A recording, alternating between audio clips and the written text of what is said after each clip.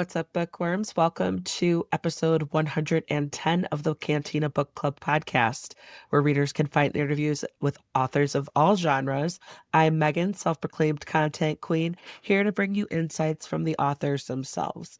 Each week features a Cantina conversation with an author. Sometimes they're returning guests, sometimes it's someone new. Please be sure to hit that subscribe button so that you never miss out on an episode, and feel free to browse through existing episodes so that you could catch a previous interview about a book you finished. Today's episode features a chat with Lindy Ryan. We're talking about her books, Bless Your Heart and the sequel, Another Fine Mess. Both of those books are available now. Some spoilers might pop up in these conversations. Usually I try to be spoiler free, but the episode is more enjoyable if you've read the book anyway. If you don't know why I lament to Lindy about what she does to her poor characters and potential love interests during the books, hit pause, add this episode to your playlist, go pick up a copy of Bless Your Heart and Another Fine Mess. The interview will be here when you're ready. Just a heads up that I often use adult language to express my feelings towards these authors and their work. Whether the characters need to get their shit together or I'm saying, what the fuck to the author for making me feel things, just please be mindful around listening ears. Also, happy October for all of those who celebrate the spooky season. Halloween is my favorite holiday, and all the episodes coming out this month are centered around books that fit that spooky vibe, especially today's episode. Books coming out this week. October 28th, we've got Daughter of Stone by B.A. Pepper coming out on Friday, October 31st, on Halloween. Be sure to go check that out. And now a word from Crystal Hope, organizer of the Book Podcast Connection. Hello, listeners. My name is Crystal Hope. I am the host of Must Love Books podcast and the organizer of the Book Podcast Connection. The BPC is a networking group of over 100 book-related podcasts, from fantasy to romance to horror and every genre in between. There are even podcasts for authors and writers. Check us out on Instagram at Book Podcast Connection or at www.bookpodcastconnection.com and discover your next bookish obsession. And there you go. I really recommend that you guys check out that group and any of the bookish podcasts that you might be interested in. And without further ado, get ready, grab your favorite drink. Here is Lindy Ryan. So today we've got Lindy Ryan. We're talking about her book, Another Fine Mess. That is the sequel to Bless Your Heart. So we can talk about both of those as relevant as we need to. Lindy, thank you so much for joining me today. This book, it snuck up on me. I didn't know what to expect, but you caught me in the feels, and it was so creepy and eerie, but I was so invested in the characters of the story, and you had me disbelief out loud. And so I'm excited to chat more about it today. Thank you for having me, and I'm glad to hear that I got you all in the feelings with the Spooky Evans ladies. Yeah, oh God, I would follow them into battle 100%. They're amazing. I would too. I think they're pretty awesome. To get started, and I feel like we can be spoilery because the books have been out for a little bit and we can try to skirt around some major things, but minor spoilers are okay, I would say, since this is a sequel and it's been out for a while. If you could you give like a summary of the story so far for people who might want to follow along? Sure. So the Bless Your Heart series follows 4 generations of women who own and operate a family funeral parlor and also have the added bonus of making sure that the town's dead stay in their graves once they put them there. So the first book in the series, Bless Your Heart, introduces you to the Evans women and their world. As the littlest Evans, Luna, who is only 15 at the time, begins to realize that she has a much larger role in the family than she would have thought. The second book, Another Fine Mess, that just came out in April, picks up where Bless Your Heart leaves off. There's some tragedy at the end of Bless Your Heart. So we come back to the Evans women about 4 weeks later, exactly one full moon cycle later, and pick up when they thought the mess was over, and it is not. And it's about to get worse than they ever expected. It's a continuation of the first book, really, into the sequel, as we just have to keep dealing with the god-awful mess that's stalking this town. Yeah. For some reason, this town cannot catch a break, and only the Evans women, only the women know how to handle it. I know. I wonder if there's any reason why. I guess we'll have to. So I want to explore your background a little bit because this isn't your first like published title, whatever series continuation. And I kind of want to explore either your publishing background or your professional background. What led you to be telling and sharing the Evans women's story to the world? Sure. Wow. How do I answer that question? I think I've been in horror and in the publishing for a while. I'm a professor by day, so I teach graduate students all about computer science, which is not related whatsoever. Well, super cool. It's a lot of fun. I love teaching, and I get to teach data storytelling, which Yeah, has some narrative overlap, even though if it's really not. exactly. And Exactly. Yeah. I do am guest faculty in the Western Connecticut University's MFA program, so I do get to work with writing students, which is excellent. But Do I've they been know, like, do they know that you like publish books and stuff? Oh yeah, my writing students do. My comp sci students probably don't care. Yeah. They're more concerned about they're getting their code right Yeah, than yeah. the professor scary stories, I think. But I've been in publishing for a while. As an academic, you have to publish. It's kind of part of the job, although the nonfiction and academic writing spaces hugely different than fiction. But I got my start in the fiction space actually writing screenplays and there goes my dog in the background, sorry. That's all right. Little photo bomb, video bomb. He bombs everything. He bombs events. He's always around. In the writing space, I was writing screenplays for some kind of Hallmark style romances. So naturally, I transitioned to horror after that. Before I started writing my own books, I was curating anthologies, or I'm an anthologist. So I love anthologies. I think are the bread and butter of the horror genre. Like we all grow up with these anthologies and short story collections. So I love editing and putting them together, and that's the other half of my writing life is really that editorial space.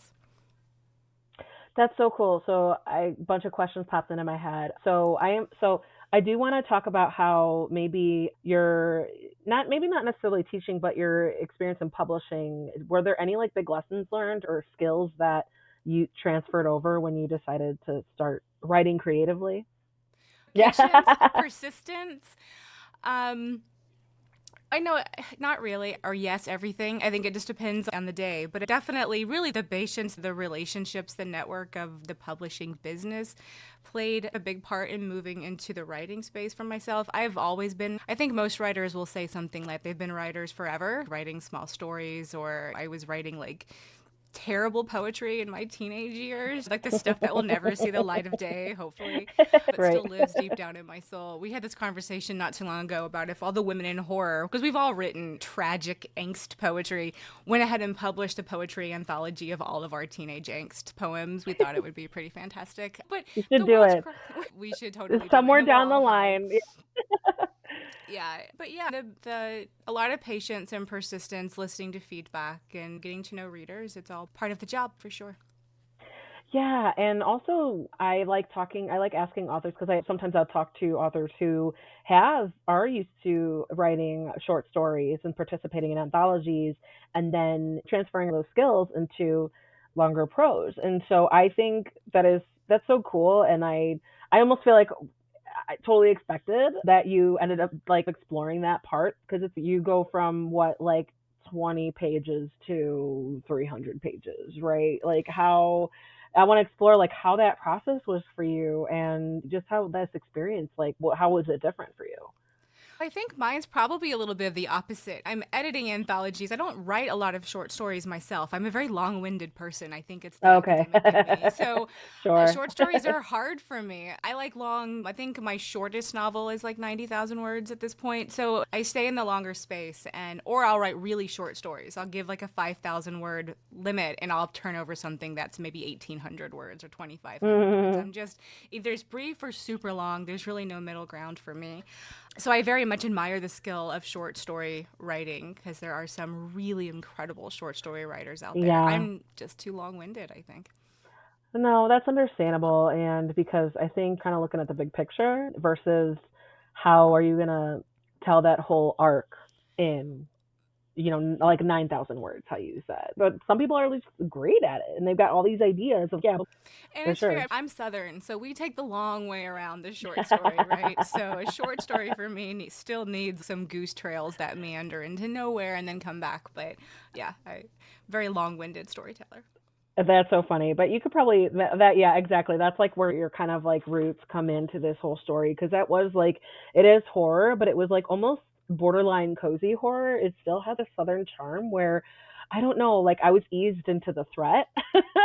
And it was just like, oh, because we get like multi point of view and it's all third person so the reader can it's not detached, but it's easier to collectively view each person's point of view and get answers in different spots for Yeah, sure. and I love that kind of storytelling, I think, especially for this type of project where there's a whole world and multiple characters that have their own storyline and their own interactions and relationships within the larger world.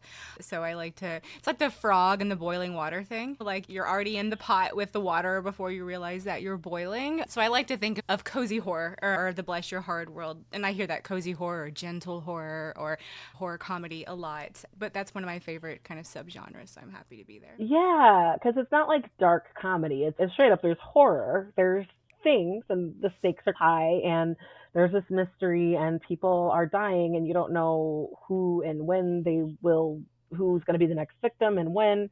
You could see it coming, but I feel like by the time you see it coming, it's oh, it's happening. It's like no, this is it, and it was just because I think also I want to mention the cover designs a little bit because I it was like, oh, this is cute. And then you open the page and you get into the story, you're like, oh, like this is a little darker. And so I feel like that was a fun way to maybe lead the reader in to be like, no, this is horror, but you could still have fun with it. It's not light, but it's like it's teetering on that line. Yeah, it's the spooky, not scary, maybe line or a little bit. I don't know. There's some genuine scares, some genuine gore, some, like you said, some pretty high stakes. But yeah, it likes to charm you in, bless your heart. And just, you'll find yourself suddenly wading through a barrel of monsters in a funeral parlor and don't see it coming with the pearls and the coziness. Yeah, I know. I love all the characters. The four women are obviously like my favorite. I think it was, but do you see the matriarch? She is just, it's so funny to see them all interact and okay, business as usual. We got to keep an eye on this. But she's no nonsense and I've been doing this for decades. Just listen to me. And then even implying later in the story where she's not letting that go. She's like, what? It's great. The Evans women, all four of them are based on women from my family. I was raised in this family of grandmothers. So my great grandmother, her nickname was Ducey, and my nana, Lenore, who was just as tightly wound as Lenore Evans. My mom, who actually does go by the nickname Grace because she is extremely clumsy. So we all call her Grace.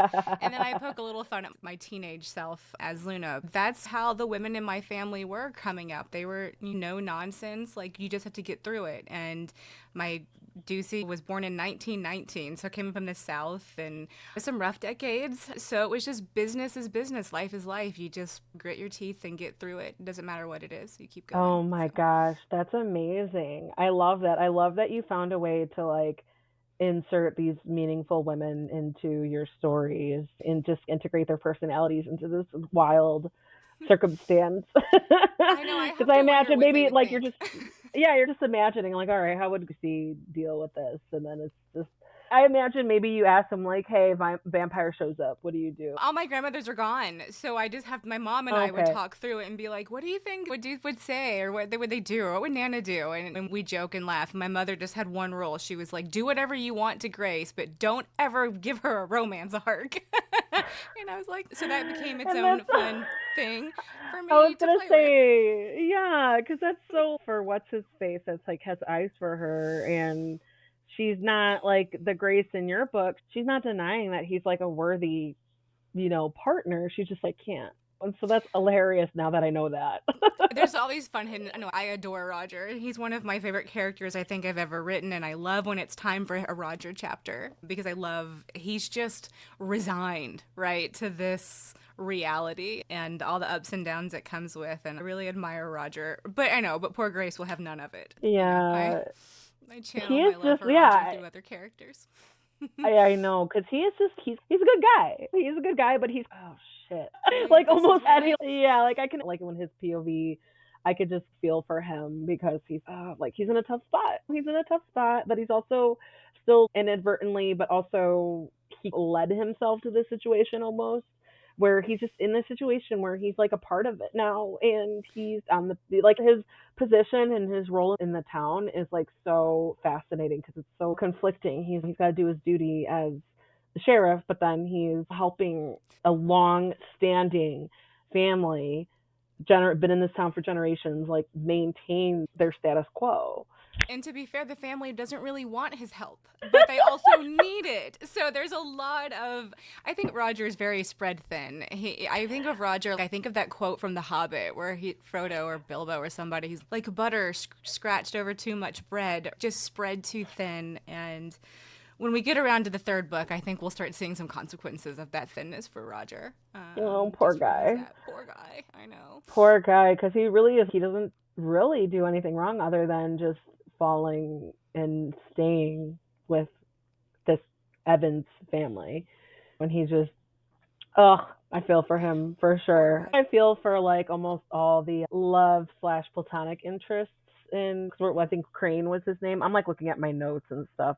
I loved his caricature too, and I loved the doubt and the kind of like suspicion you fed us as the readers. But then later, and then that's another spoiler that we won't get into, but because I feel like that's pretty huge. And I was like, what the fuck, Lindy? I was like, fair. It's fair. I know. I remember I keep a treadmill in my living room. So when I'm thinking, I'm walking and thinking and walking. And I was just like, I have this really great idea for Crane. And everyone was like, no, you wouldn't do that. And I was like, but I would. But I think Crane would be happy, like, with his heroism. Oh gosh. It was like, yeah, when I read it, I was like, God, he just accepted it so gracefully, and he almost saw it coming, but he was so like, it was so cute because they were both like, what are we, aren't we? But he had her back, and he was like, I loved Ducey. I think it was Ducey or like Lenore's, I forget what no, he's not a danger. He's just a creepy kid, but he's all kind of creepy. I was like, I love that. I love that. I was like, because I'll take notes like when I read for when I talk to you guys, and I was like, just some of them become a little unhinged, but I was like, Crane. I just loved where you took his story, even though I was a little mad about it. Yeah, I think that's fair. In the Evans world, things aren't always what they seem. So exactly, that's a little string of hope that I'm holding on to. But it also adds to the plot where everybody's just confused, and even though the Evans women, a lot of it was like the Evans women know how to handle it, but some of the stuff is still unfamiliar. Like some of the stuff they've never had to deal with before. I think that they've been very insulated in this, got to keep it private, keep it secret, keep it contained. And then they've realized very quickly that they don't know everything there is to know. So you can't keep things a secret if you don't know where they're going to unfurl. So they're dealing with this consequence of holding things a little too close to the chest, and they don't even have their own answers. So they have to open up. Like, they have to take Roger's help. They have to allow Crane and people like him into the world because they just don't know what's going on. So you can't stay in control of something you don't understand. And I think that's a lesson they're learning the hard way. That's probably an understatement, but yeah. Yeah, that reminds me of what's her face, woman who becomes like their reluctant, was it Kim? Yeah, Kim Cole, she hires her as a beautician to help replace an unfortunate victim. Previous specifically an unfortunate victim. Yeah. And I think I love Kim. Kim in my brain reminds me of Kristen Ritter. Like, she's just this like droll. And I love the narrator does such an incredible job in the audiobook of giving like that Daria voice to Kim. Oh, that's so like, important. Okay. Yeah. But I love her personality because she fills a niche that none of the other Evans women really have that personality. And so she fits in beautifully as an honorary Evans woman. She's a Cole, descended from the Hallorans. And so there's some old family blood ties we need to examine as that. So Kim's relationship with the Evanses, I will say, is not coincidental, but is very meaningful, and I can't wait to build that part of the world out in the next book. Yeah, because it's just the result of a small town, right? Like, where there's generations, they tend to stick around and build their lives off of what they know, and so that means everybody knows you, everybody knows your business, and if they don't know your business, they find out through a sibling or an aunt or whatever, or just gossip around the town, and it's so hard to keep things to yourself or keep things secret because of just the generations of drama and gossip. And that's why also like an element to the story that I love. And so did you draw like any experiences, or just in general living in the South or living in, like, you knew the nature of people and like Oh, yeah. Well, lifestyle? I'm from the South. I grew up in a very small town that's not unlike the Evans Women's Town. And so when I started to build the world, there's a lot of real history in my hometown of in Texas that meshes into the Evans world and their real history. But yeah, in the 90s growing up, my family was so huge, I ended up going all the way to my senior year of high school and discovering a whole different web of cousins that I never knew. I mentioned my marketing teacher's named my grandmother, and she's, oh yeah, she's your second cousin. I'm like, oh my What? God. I'm like, I hate her so much, and I Yeah. hope she's not listening. But just, you don't, these unexpected surprises that shouldn't surprise you, and then they do when you're in a small town where, like you said, everyone knows everybody, and they know their business, and I know their mama's business, and it becomes its own type of odd little haunting when you can't outrun the ghosts of your family. Yeah. But It yeah, reminds so me of, yeah, it reminds me of like multi-generational, just whatever. Even people will discover stories from their aunts and their uncles and their grandmas and all that. Oh yeah, you knew about stuff before I existed that has nothing to do with me. And then you hear these stories trickling in, and then you're like, wait, what? And then you're shocked about it, but then it's like reflecting on it, you're like, I actually know that kind of fits. You're like, no, yeah, because that I'm, tracks. That sounds about right. because I think even just if you come from a big family, double digit cousins, whatever, because I don't know, like my mom's side is Mexican, my dad's side is Irish, so it's all Catholic babies. Like I think I was still in my early 30s and I met another cousin, just because it was like, oh, do you know this person? I'm like, I might have seen them at family parties randomly. I just assumed we were related. It's one of those things. It's like either small town and or when you just have a huge extended family where it's just generations of brothers and sisters and parents and cousins and everybody. And I'm like, and then I also am discovering that because I did years ago, I did one of those DNA tests, and I'll get like alerts. Oh, we matched you with new relatives, and I'm like, oh, this is my fourth Another cousin. one? Yeah, exactly. I'm like, okay, that's my. But then they go back, and I'm like, I don't even know what second cousin once removed is. I don't even know. I'm just like And cousins. that's when you're going, you're like, what does this Yeah, even mean? Yeah. exactly. Yeah, That's and so it funny. spreads. It's hilarious. But it's funny because it like that small world can feel so small, and then you realize how large it is. I was at Dark Ink, an event up in Doylestown, Pennsylvania, hosted by Doylestown Bookshop last month, and a reader came through the signing line, and she brought Bless Your Heart, and she said, I can't wait to read it because I'm originally from Southeast Texas. And of course, I said, where are you from? She's from my hometown. And so I panicked, and we started talking about all of these things and all of these little Easter eggies type stuff that people from the area know. And I'm like, of all places, I'm sitting here in Pennsylvania, and a woman comes through where we literally went to the same school, and like we had the That's same high school hilarious. principal. Like, it was bizarre and amazing. So those small Pennsylvania. nuclear words, yeah, in Pennsylvania. So it was, and that's not the first time that's happened either. So it's bizarre and weird and wonderful, and I love it when it Yeah. happens. And That's yeah, it just hilarious. I reminds bet you. that's because I can understand, yes, you love like meeting your readers and doing these tour stops, but yeah, obviously it could get exhausting.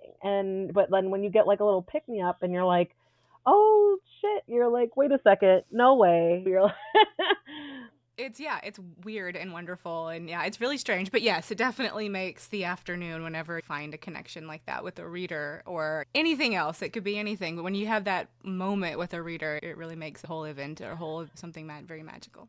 oh, it does. Yeah. It just shifts. It's a little pick me up and it helps your energy and everything like that. I imagine like almost every person you talk to at an event like that, you're just pulled, like your brain is pulled in different directions. But to have that like little connection, that's definitely a little something special. That's awesome. Absolutely. Your work is in the like kind of horror, your published works are like more horror genre, like spooky genre. Is that right?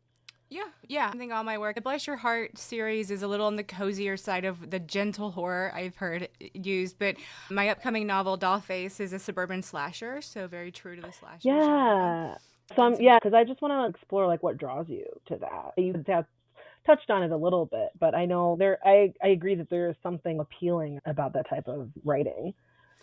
I just like to draw from experiences and draw from what means a lot to me. And the Evans women obviously came from my family and came from the scariness of growing in the South, where the monsters are not necessarily the supernatural kind, just the ones walking around all day long without their masks on. I'm really into the idea of masks and when we do and when we don't wear them as people, which I guess I'm seeing now as I'm thinking through Dollface, and like there's kind of a literal mask thing happening with the slasher.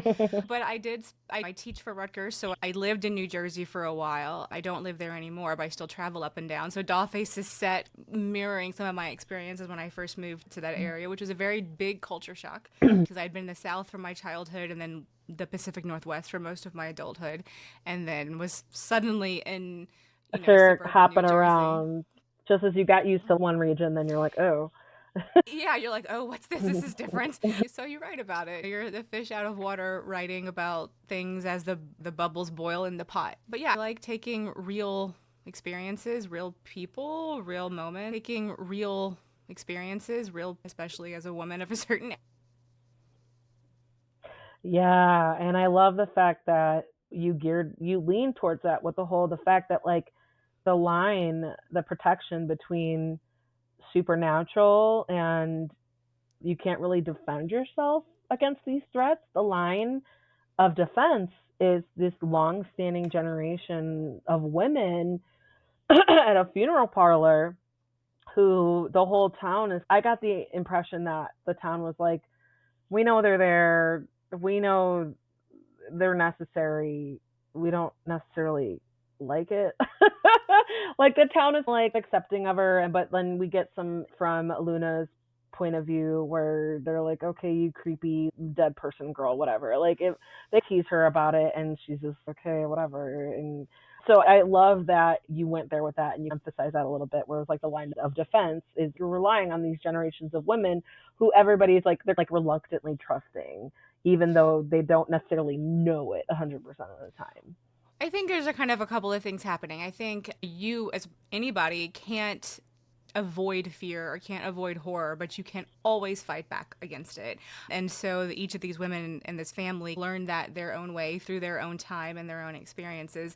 And the other thing is, one threat may pass or become softened or something become normal. That doesn't stop the newness of a new one. So Ducey Evans is 80 years old. They've had time to get used to this quirky, weird old lady. That doesn't mean the new 15-year-old one going into high school is going to have that same level of tolerance. It's multi-generational. Everything repeats over and over, but it always changes just a little bit, and how we react and respond evolves as well. So it's a lot of adaptation and resilience and continuing to move forward and fight back against the undead. And it's yeah, that you can find parallels to like real life too, like the non paranormal situations where it's yeah, people who grown up in a small town or grow up in situations and environments where everybody knows everyone and it's oh that's so and so's kid or that's so and so's grandkid, and you have a certain level of expectation or prejudice about it. And I don't want to say like prejudice, and I don't want to use it like totally negative because it's all people know what to expect or they have their judgments based on what they know. But then, yeah, exactly like you said, this is 3 generations later. It's like, how does what's this gonna go? Because it's a new level. Like, especially like we see it today with each new generation. It's you can't. Who knows? Yeah, we never know what the future holds. And bless your heart, in the past, the book is set in right at the end of the century, so 98, 99. And there was a lot of things that happened in those times in our world that we all remember, all of us who were around. So we remember Y2K, we remember the Columbine shooting, we remember the politics of the time, we remember all of these things that were shaping our entire world and thus our responses to everything that happened. I was a teenager in high school, like Luna, during those same times. So while I very much still miss my music playlists of the decade, there was a lot of new horror in the world that I didn't know how to handle as a girl. And I've now, as a mom myself, watched my son go through some of those experiences. Yeah. It's okay. So you really start to think about that whole fight back and the whole concept of hope and how that plays into the dark parts of our lives. Absolutely. Like just yeah, like I think in 99 I remember I was like 13 going on 14 when the Y2K happened, and I remember everybody was freaking out about it. But like my little just turned teenager mind was like, I'm aware of it, but I'm not like, I wasn't like taking it super, I wasn't like super paranoid about it, worried about it, because I just didn't have that capacity yet, or that's just not Sure. how my mind worked at the time. I do remember the Columbine stuff, and that was such a big deal, and it was because it was so horrific, and it's like unfortunate. 20 years later, we're still seeing things that are taking place, and that's where it was. You took that into Crane's character because he was like, yeah, we had to leave that area, and even though he had nothing to do with it, or it wasn't like even in his same town or anything like that. And then even so, he's trying to move away from it, and he's still.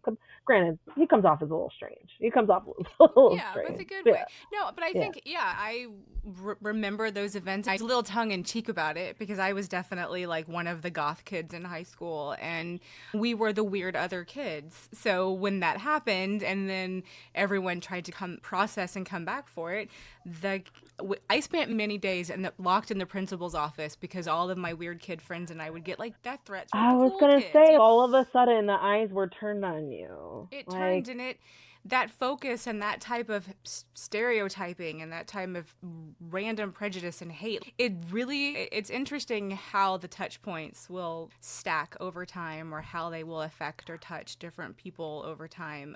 And I think everyone in their own way experiences that type of treatment and behavior, and it affects who we are and who we become and how we respond to it. It really is the judge of our character. So absolutely. That's so funny how you're like, no, I was in that crew, because it's like, see you today. You don't look like all makeup up or like dark or anything like that. But I feel like that's the beauty of people. We just are so multidimensional. And I bet even if you were to like go out on a night, or if you were going to go to a themed bar or club or anything like that, you'd fall right back into your element and your makeup and your outfits and stuff like that, and like the music or whatever it is. I think that's so cool because I don't know. I feel like that so many human beings are just, we fall into our little cliques and our phases, but for a lot of people, it's just that was just part of us. It's just yeah, I who we mean, were. it's just who you are. And don't let my presentation fool you. I just showered for the first time today, and got dressed for this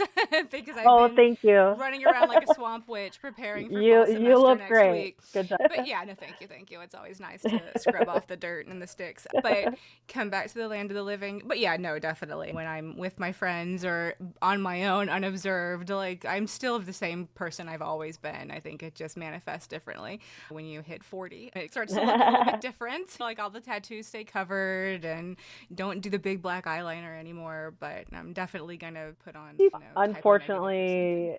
Unfortunately, certain situations you're like, I'll tone it down. They're like, there's a time and place, and like you read the room, you know. You gotta know who your people are, where your crowd is, and how you're going to camouflage and or shine bright like a diamond in those Yeah. spaces. I know, it's funny that you mentioned like kids, because it's the same thing. I'm like, what are they going to be like? And it's the same. Yeah, it's like you're kind of like looking out for them, and you're looking at, there's so many layers to being a parent, and mine are like Oh in God. third grade. Yeah, like third grade, and last year kindergarten, like school year just started up, I'm sure. And so no, it's funny how it's almost like each academic, we judge them, we gauge it in academic years. Like that, we're at the mercy of the academic year now. But it's just so, oh gosh, oh, you're too cool for me now that you're a third grader. And Oh, they said like the how you wait for personalities. it.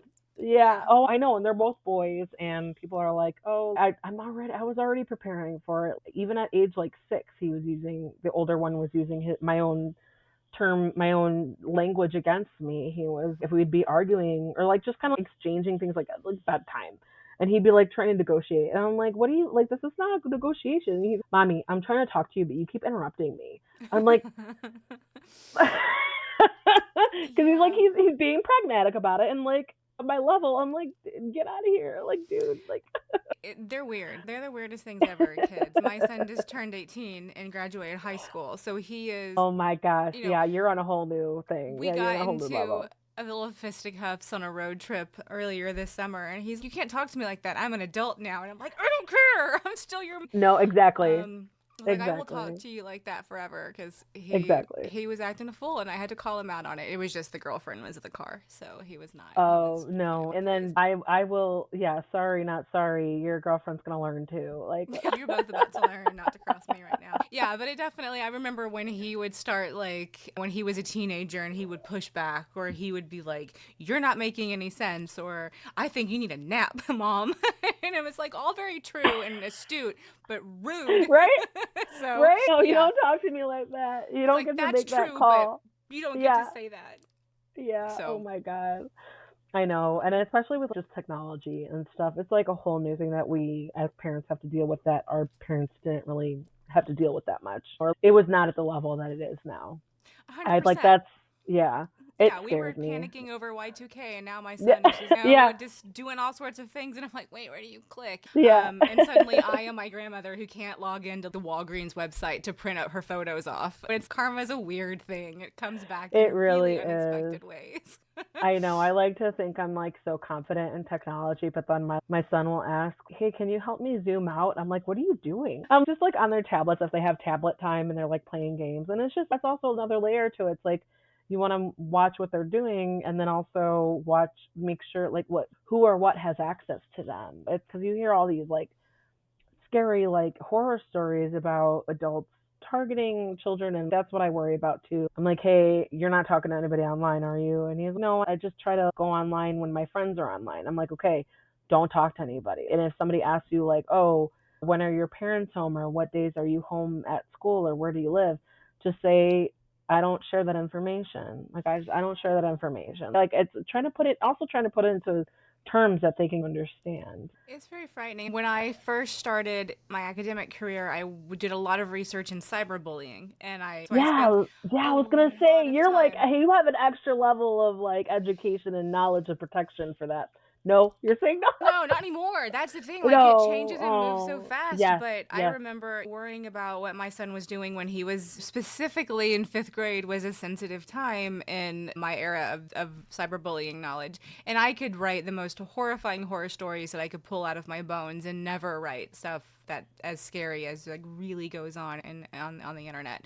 So yeah, not a fan of that. And it's difficult as a parent to figure out even how to take care of your when they're online. It's seriously because I remember how I was as a kid, and I'm like I could easily hide so many things from my parents Oh easily. my god, I got I in so much trouble all the time, and my son was a fraction of as naughty as I was. Luckily, he's a very good kid, I was gonna say, because and the you don't world is want them ever scarier. to know what you were up to. Like you don't ever like I got arrested when I was 17 for possession of marijuana, and I hope that my kids will never discover that. I hope my kids will never I discover that. Yeah, my son knows way too many of my skeletons in my closet, but I that was my parenting, right? Learn from the experience so that you don't have to make the It's same. your You can make choice, your own yeah, mistakes, but not these ones I can help you not make. All the other yeah. nonsense you're going to do.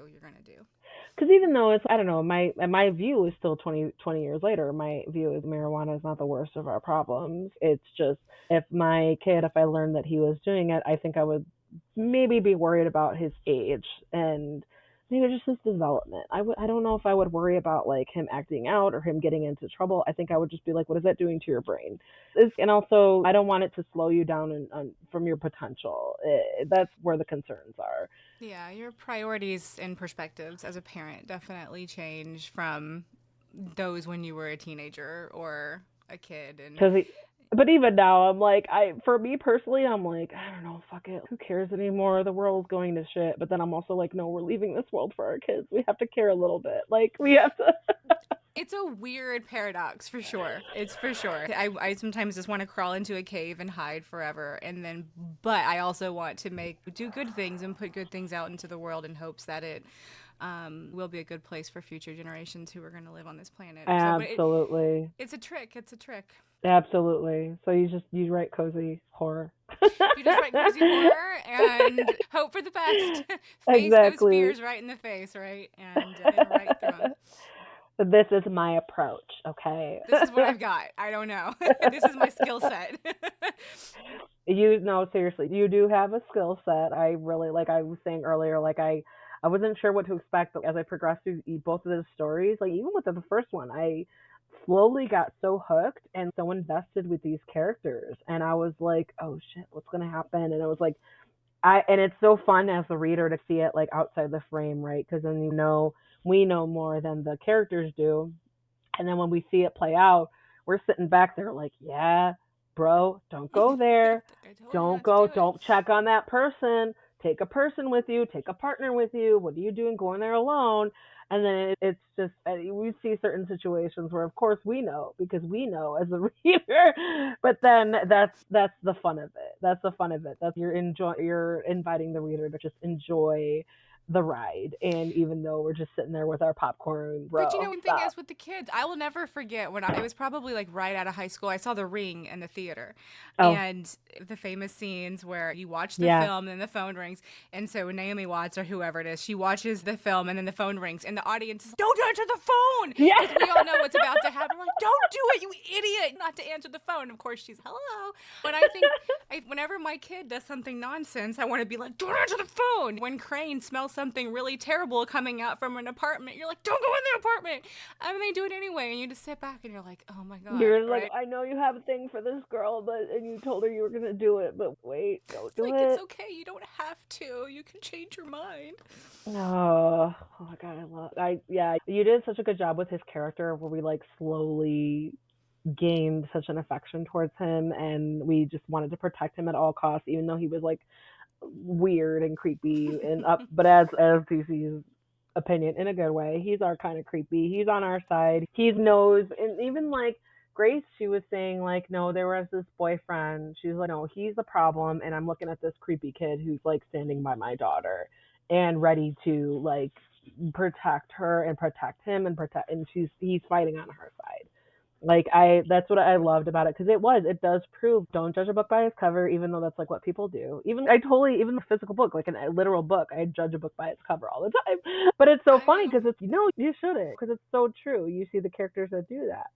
And I feel the same way about the horror community at large. Like, we're a bunch of weird, creepy, spooky people, but we're the best people with the biggest hearts. And the ride or dies who are You going to guys stand by really you. So, are like, see, I don't know if you're familiar with Daniel Kraus. mhm. He's like local to Chicago. He worked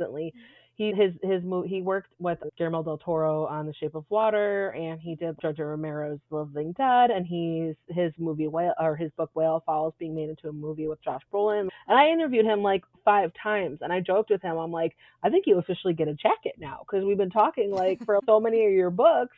But he's just one of the sweetest guys. It's so funny. And then when I see him, I'll be at an event and I'll seek him out. And I'm like, I think every book I have of yours is already signed. I just wanted to come say hi. And he recognizes me right away. He's, hey. And I'm like, can we take a picture? He's like, yeah, that's fine. Like, no, it's so true. Like, you guys have such, like, twisted minds, but you were seriously, it's so funny to talk to you, like, in person, one on one. We're just real and pragmatic and just creative. You just have a talented brain and can put it on paper. I think the beauty of the horror community and the horror authors, we are all the spooky weird kids who have been on the other side of those conversations so many times, and so there's such a like empathy and compassion and love in this community, and everybody's so wonderful. I will fangirl over some of my favorite authors and then get to meet them in person in real life, and they're just as fantastic as I ever dreamed they would be. And I Yeah. love that. I think that's a really wonderful part of the horror fiction world.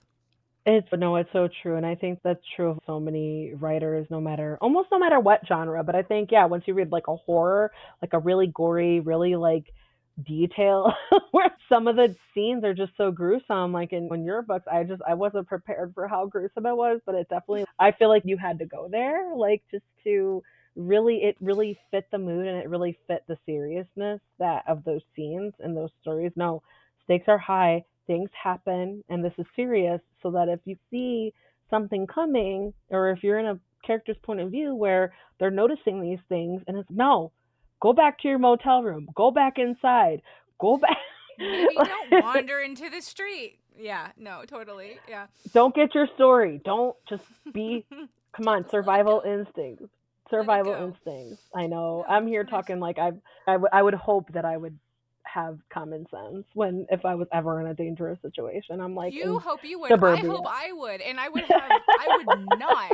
I am routinely saved my life on a daily basis when my husband will grab me in the house. I'm like, no, don't pet that animal. No, don't wander into that dark alley, Lindy.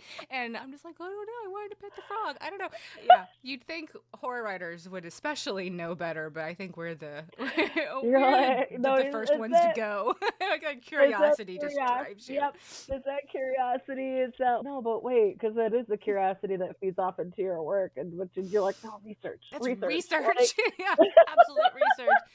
Yeah, the things I have done in the name of research are rather hilarious, but I think we all do that. That's part of the process, and I'm very I method like that. know. I wrote a book about women who own and operate a funeral parlor, so I felt like Yeah, I needed to know how to do these things, and now I have accounts at medical supply companies so I can buy mortuary instruments for no reason, just so I can show them to people when they come over. When I stalk weird, like vintage stuff sites so I can find sometimes weird things, like in Dollface, there's some very specific items that I needed to have, so I had to watch and wait for them to come through eBay.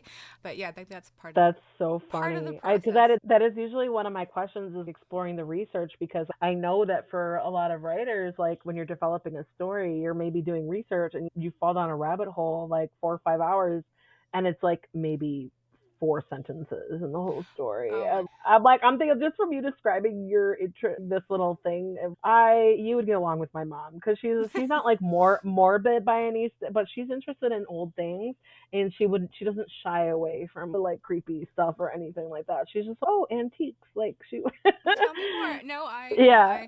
I lost myself for a few hours last night looking at all the differences between wine glasses and what makes just for one sentence, but I needed to know this whole sommelier level knowledge just to get the one sentence right. So it's definitely a problem. I love it. But That's hilarious. Was there anything super fascinating that you were like surprised to learn when you were like doing your research and stuff like that? oh, sure. I think I mentioned earlier, like the real history of my real town plays into the Evans mythology, which means I've had to go beyond like my elementary field trip knowledge, dig up some of those things. And I have learned a lot of really strange, weird local legends from my hometown, and that in weird ways my family has intersected with them over the past 2 centuries, which is completely weird to discover. Speaking of those small town roots. Um, Lots of really weird stuff about how to do makeup on corpses and how to do Yeah. reconstructive stuff. I've I was learned gonna lots and lots and say, lots of weird things. yeah. No, but you balance that with like the details, which were like to make it interesting, but also not disrupting the flow of the story. I thought that was so cool. I try. I think I need to know. Like, I'm a professor, right? I need to know Yeah, these things. It's just part of my innate personality is to share things and to teach things, but to do it in a way that doesn't feel like a lecture or a sermon, not right. heavy-handed, but just cool things. And I read a ton of nonfiction, and I'm a huge fan of Mary Roach, who writes several investigative journalism type things over several different areas, but she does a lot in death and the afterlife. So she's got a book called Stiff on what happens to bodies, like the cadavers of bodies after we die that maybe go to research or other places. One called Spook about science's efforts to understand if there is an afterlife and what it's like. I've got her newest, I think it's called 6 Feet Over. So working through that one now. And then Caitlin Dowdy, who runs the Good Death Project. She's a mortician who does a lot of natural death and a lot of teaching about grief and the process of it. My reading list has doubled in the nonfiction side with these really That is incredible so cool. I feel people. like I like that's one of the things where you don't really expect a lot of material to be out there, but then once you do, you're like, oh, of course there'd be tons of material out And there it's about this. fascinating material and well Yeah. written and informative and entertaining. One of Caitlin's books is called "Will My Cat Eat My Eyeballs?" And it's like these real and strange questions that even if you didn't already have, you do now. Yeah. it's It's it's like I was like, oh, we're good. I was like, I didn't have any questions, but now I do. Yeah. Yeah, I had never wondered that. I don't have cats. Wasn't something I thought about before, but now I'm curious, and there is an answer for that question. Lovely readers, all of you who want to read that book now, but it's fantastic. So you learn a lot of fun Oh, stuff when you look up weird things. yes. Yes, and I imagine your Google history is like maybe a little Criminal, questionable. 100%. Yeah. Yeah, definitely. Okay, I'm gonna throw this at you. What advice do you have for? I'll just say, what advice do you have for Luna? For And then no, Luna, for Luna, and then what advice do you have for Roger? I'll do that. oh boy. Wow, that's a great, excellent, wonderful, terrible question. Let me think about it. What advice do I have for Luna? God, I don't know. I think I would probably warn Luna about becoming just as secretive as her mother, grandmother, great grandmother, great great grandmother, because the strength of Luna's power, future, everything revolves around her opening up.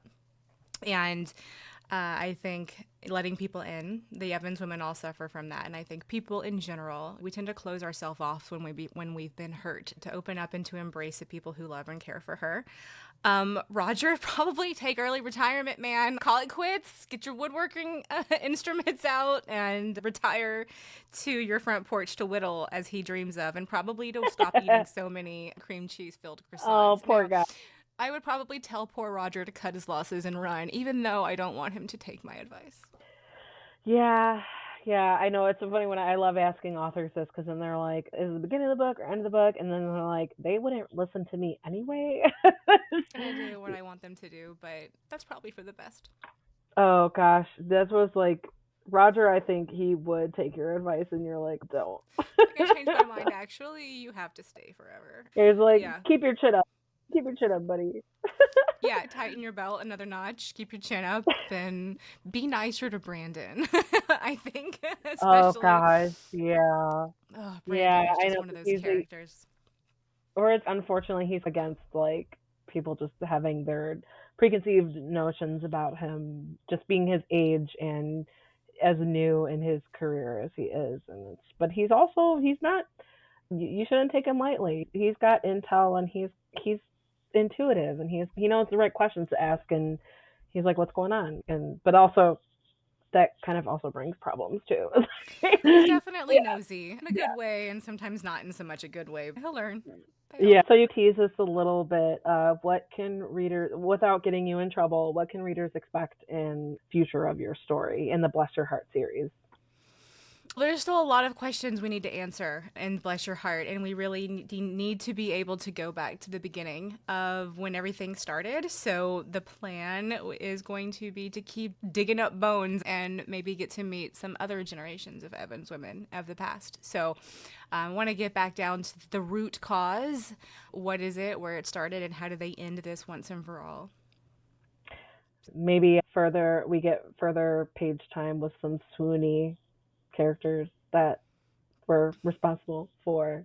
I say Sam. Maybe. I'm sorry, Oh, it was so funny. Sam. Yeah, it's so funny because I was like, I don't know if people are saying he's like super handsome and he's like super smart and he like his relationship, like him and his interactions with Roger. I was like, ooh, respect. That's still sexy. I was like, oh, There's definitely some, I don't even know. Remember when I was writing that and I was letting the characters become who they were going to become? Sam was yeah, just this unknown entity. I feel like Luna, I don't really know what he's going to be like. We'll just see who Sam is. And then Sam comes out and he's all full of swagger. And we're like, yeah. oh, well, okay.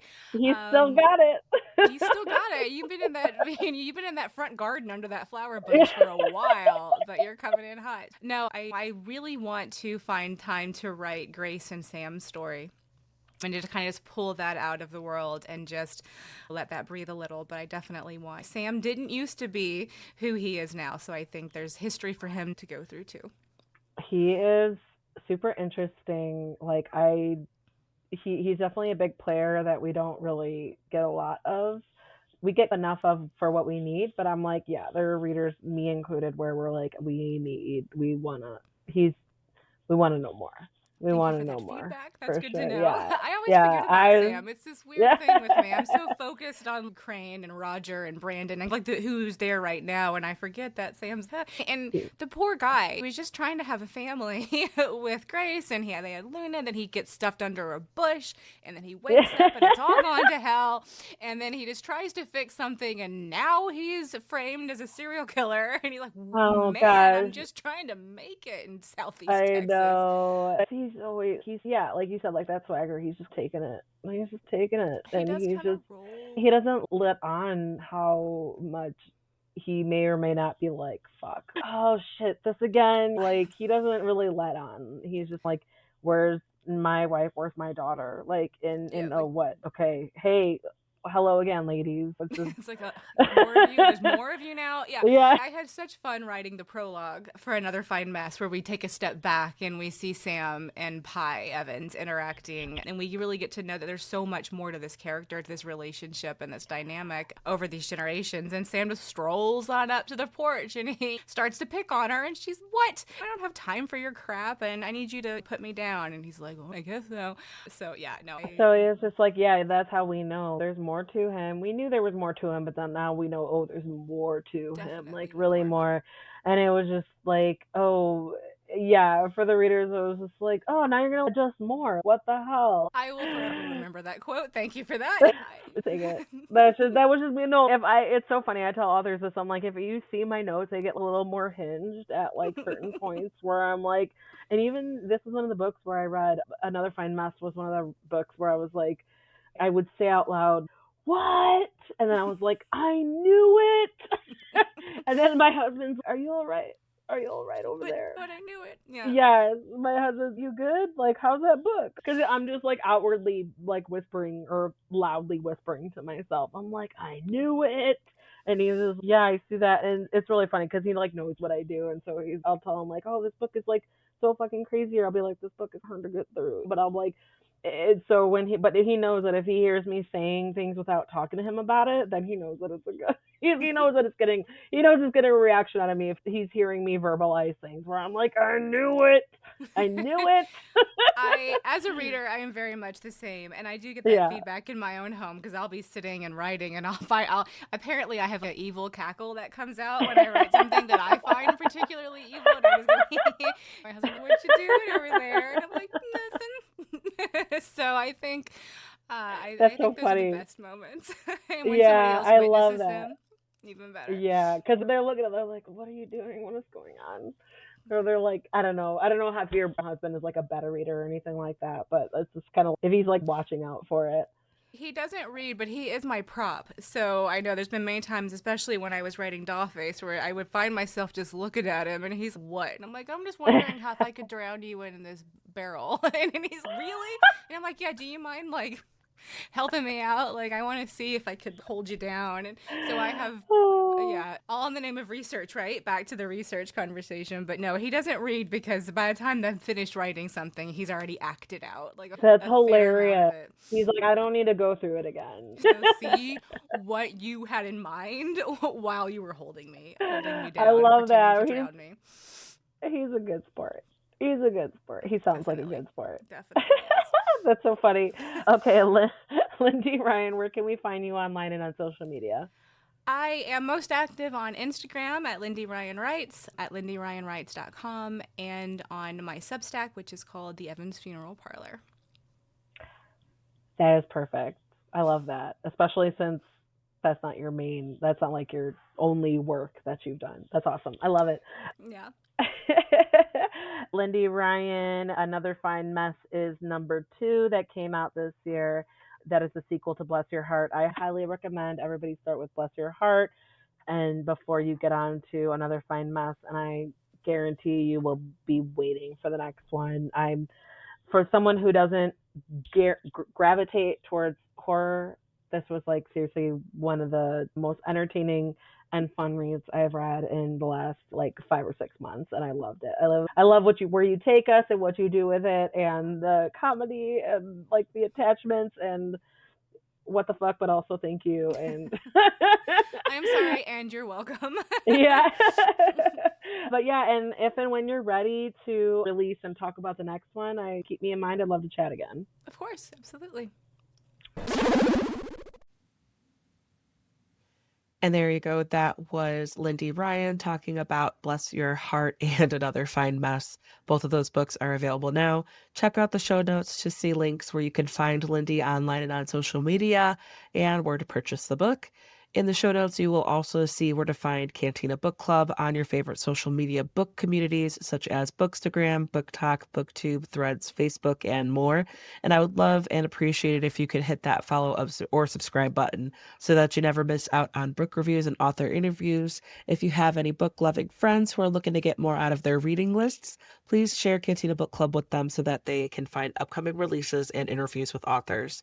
Another way to help this podcast is to head over onto your favorite book podcast player and give Cantina Book Club a rating and review. It helps me reach more potential listeners and fellow book lovers like you. And that goes for any podcast that you listen to. It's one of the easiest ways that you can help out. If you need book recommendations, you could reach out to me. I'm always excited to share my recent favorites, or you can head on over to cantinabookclub.com to read more in-depth book reviews of all types of genres. While you're at it, you can subscribe by entering your email on the website so that you could get new reviews and episode posts delivered directly to your inbox. If you want to support Cantina Book Club even more, you could donate by finding the form on cantinabookclub.com. Whether it's a one-time donation or as little as $1 a month, I seriously appreciate the support and will share my appreciation by giving you a shout out and maybe send you a little something special.